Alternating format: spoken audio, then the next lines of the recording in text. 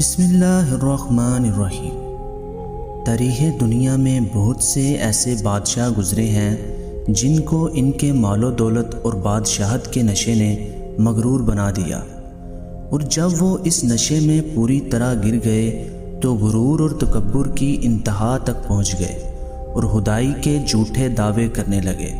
اور پھر اللہ تعالیٰ نے جو اس دنیا کا حقیقی مالک ہے، جس کا کوئی ہمسر نہیں، اس نے ان جھوٹے دعوے داروں کو رہتی دنیا کے لیے عبرت کا نشان بنا دیا اور ان کو ایسی عبرتناک موت دی جس کا کوئی تصور بھی نہیں کر سکتا۔ انہی بدبخت بادشاہوں میں سے ایک بادشاہ نمرود بھی تھا۔ نمرود شہر بابل کا حاکم تھا، جسے آج ملک عراق کہا جاتا ہے۔ اس بادشاہ نے خدائی کا دعویٰ کیا تھا۔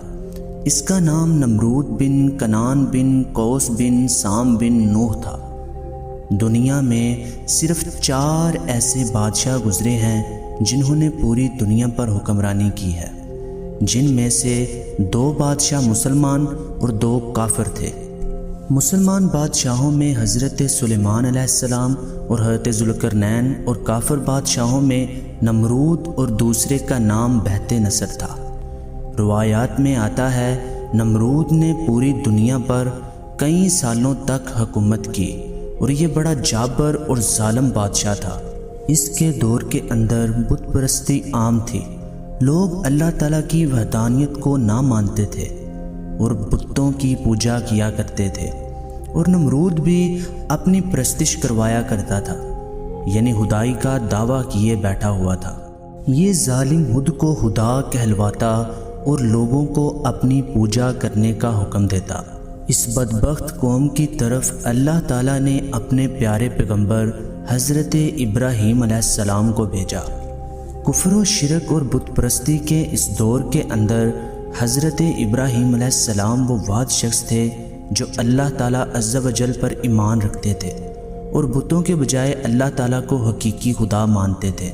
حضرت ابراہیم علیہ السلام نے جب نمرودیوں کو بتوں کی پوجا کرتے دیکھا تو حضرت ابراہیم علیہ السلام نے نمرود کی قوم کو اللہ تعالیٰ کے راستے کی دعوت دی اور بتوں کی پوجا کرنے سے منع کیا اور ایک خدا کی عبادت کرنے کی دعوت دی۔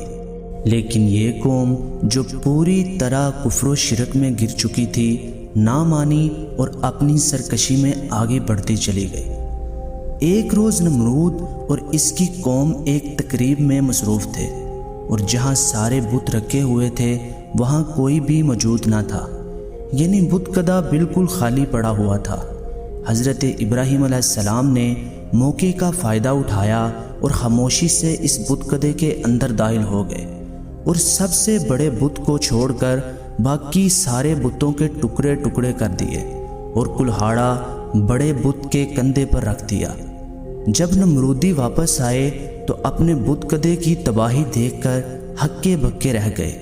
ان کا ذہن فوراً حضرت ابراہیم علیہ السلام کی طرف گیا، لہٰذا حضرت ابراہیم علیہ السلام کو بلا کر لایا گیا اور ان سے پوچھا گیا کہ کیا ہمارے معبودوں کا یہ حال تم نے کیا ہے؟ تو حضرت ابراہیم علیہ السلام نے جواب دیا، بلکہ لگتا ہے یہ کام ان کے بڑے بت نے کیا ہے، لہٰذا تم اس سے پوچھ لو، اگر وہ بول سکتا ہے تو تمہاری بات کا جواب ضرور دے گا۔ بت پرستوں پر اگرچہ اپنے جھوٹے اعتقاد کی بےہودگی واضح ہو چکی تھی، لیکن وہ اپنی غلط ضد پر ڈٹے رہے۔ چونکہ نہ بت کچھ بول سکتے ہیں اور نہ کچھ کر سکتے ہیں، حتیٰ کہ وہ ہل بھی نہیں سکتے، لہٰذا نمرودی سمجھ گئے کہ یہ کام ابراہیم علیہ السلام کا ہی ہے۔ نمرودیوں نے حضرت ابراہیم علیہ السلام سے بدلہ لینے کے لیے حضرت ابراہیم علیہ السلام کو قتل کرنے کا منصوبہ بنایا۔ چنانچہ تمام نمرودی نمرود کے محل میں حاضر ہوئے اور حضرت ابراہیم علیہ السلام کو بتوں کو توڑنے کے جرم میں سزا دینے کا مطالبہ کیا۔ اپنی قوم کی یہ بات سن کر نمرود نے یہ حکم جاری کیا کہ ایک مقام پر آگ جلائی جائے اور ابراہیم علیہ السلام کو اس میں ڈال دیا جائے۔ لہٰذا نمرود کے حکم کے مطابق ایسا ہی کیا گیا۔ کئی دنوں تک بہت ساری لکڑیاں اکٹھی کی گئیں اور پھر آگ جلائی گئی، اور پھر جب آگ پوری طرح سے بھڑکنا شروع ہو گئی تو حضرت ابراہیم علیہ السلام کو اس دہکتی ہوئی آگ میں ڈال دیا گیا۔ لیکن اللہ تعالیٰ نے اس آگ کو حکم دیا کہ ابراہیم پر ٹھنڈی اور سلامتی والی ہو جا۔ حضرت ابراہیم علیہ السلام فرماتے ہیں کہ میں جتنے دن آگ میں رہا اس وقت تک اللہ تعالیٰ کی خاص رحمتوں میں تھا، اور اس جیسا سکون مجھے زندگی میں پہلے کبھی حاصل نہیں ہوا۔ چنانچہ جب حضرت ابراہیم علیہ السلام اس آگ سے باہر تشریف لائے تو نمرودی آپ کو دیکھ کر ہکے بکے رہ گئے۔ لیکن جب انسان کے دل پر شیطان حاوی ہو جاتا ہے اور اندھیرا اس کے دل پر قیام کر جاتا ہے تو کوئی معجزہ بھی اسے دکھائی نہیں دیتا۔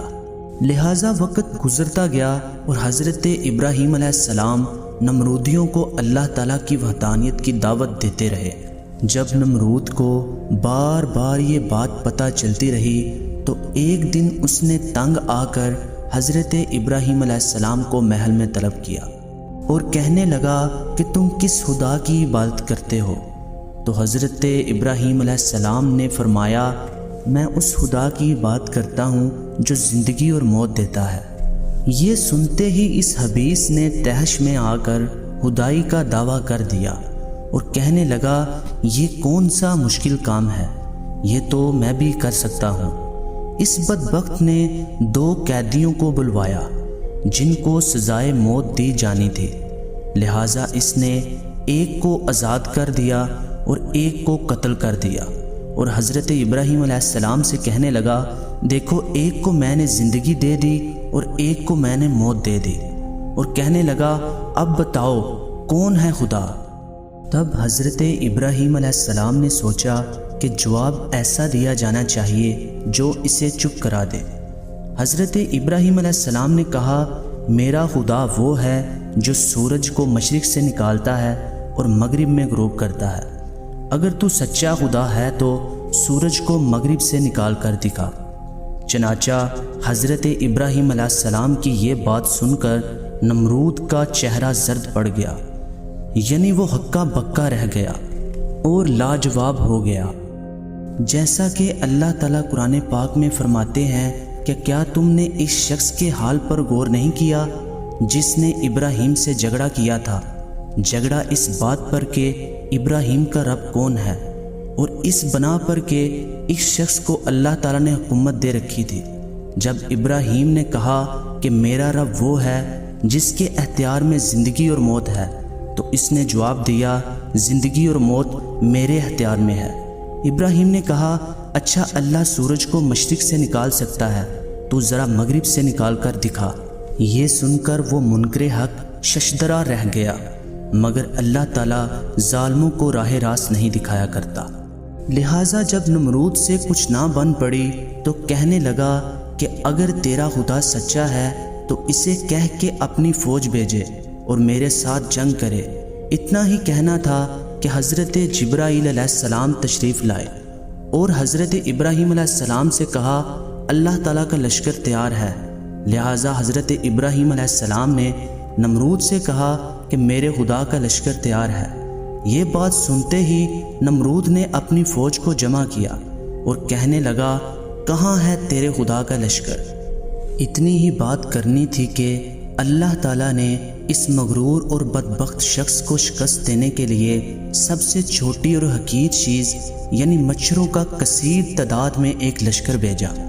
یہ مچھر اتنی تعداد میں تھے کہ انہوں نے نمرود کی پوری فوج کو تباہ و برباد کر دیا اور ان میں سے کوئی بھی زندہ نہ بچا۔ نمرود یہ ماجرا دیکھ کر اپنے محل میں چھپ گیا، لیکن اللہ تعالیٰ کی لاٹھی بے آواز ہوا ایسا کہ ایک مچھر نمرود کی ناک میں گھس گیا اور پھر دماغ تک پہنچ گیا اور اس کے دماغ کو چاٹنے لگا۔ یہ درد اتنا زیادہ تھا کہ کوئی اس کا تصور بھی نہیں کر سکتا۔ اس نے اپنا علاج کرانے کی بہت کوشش کی، حتیٰ کہ اس نے کہا کہ اگر کوئی مجھے اس درد سے نجات دے دے تو میں اسے اپنی آدھی سلطنت دے دوں گا۔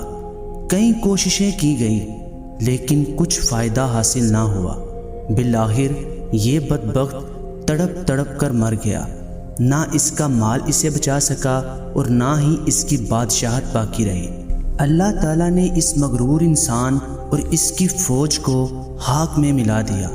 اسی امید کے ساتھ اجازت چاہتا ہوں کہ آپ کو ہماری یہ ویڈیو پسند آئی ہوگی۔ مزید اچھی ویڈیوز دیکھنے کے لیے ہمارے چینل کو سبسکرائب کریں اور ہماری ویڈیو کو لائک اور شیئر کریں۔ تو چلیے ملتے ہیں اگلی ویڈیو میں، تب تک کے لیے السلام علیکم۔